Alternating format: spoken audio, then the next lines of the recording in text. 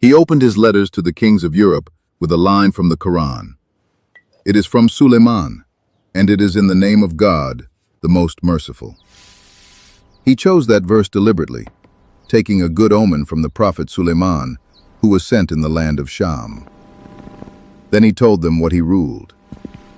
Sultan of the White Sea and the Black Sea and the Red Sea, of Anatolia and Rumelia, of Karaman and Diyarbakir and Kurdistan, of Azerbaijan and Persia, of Damascus and Egypt, of Mecca, Medina, and Jerusalem, of all the lands of the Arabs, of Hungary, and of many other lands, he wrote, that the hand of my majesty has opened with the sword of victory.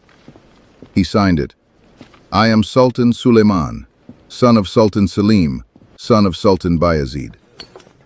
It was addressed to Francis, king of the province of France. The West called him Suleiman the Magnificent.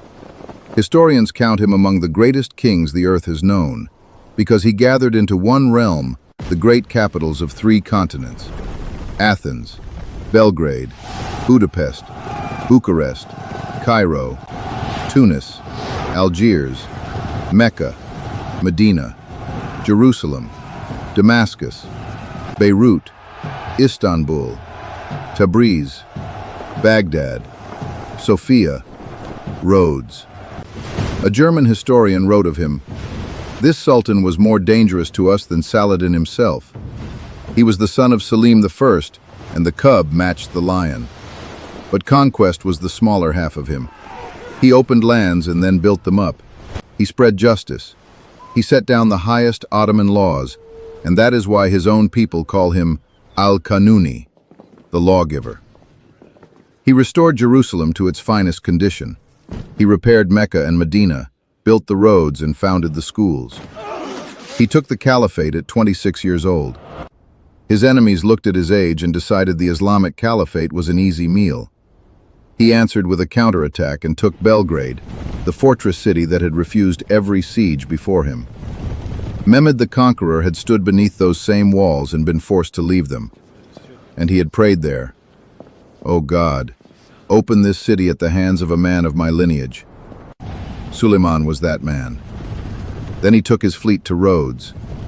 The Knights of St. John had been driven from Jerusalem by Salah ad-Din and had spent the years since wrecking and killing across the Mediterranean.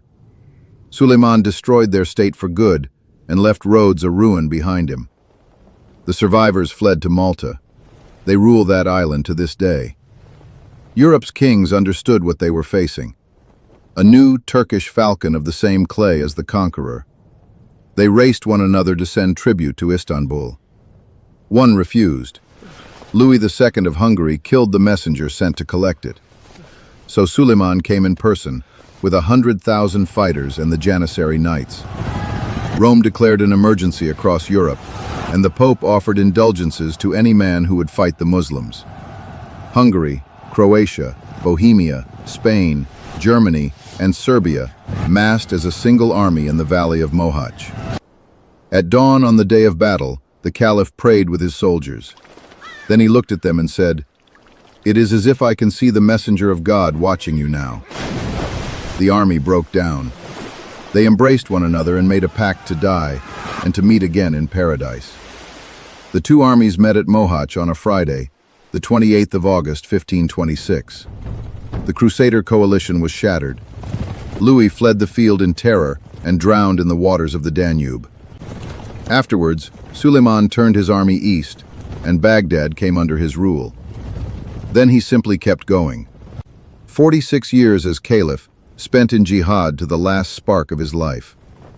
He was killed still fighting, an old man who would not stop campaigning. And the blessed land he ruled would give the Ummah one more man with his name, 3 centuries later, to teach Napoleon's mercenaries what dignity costs.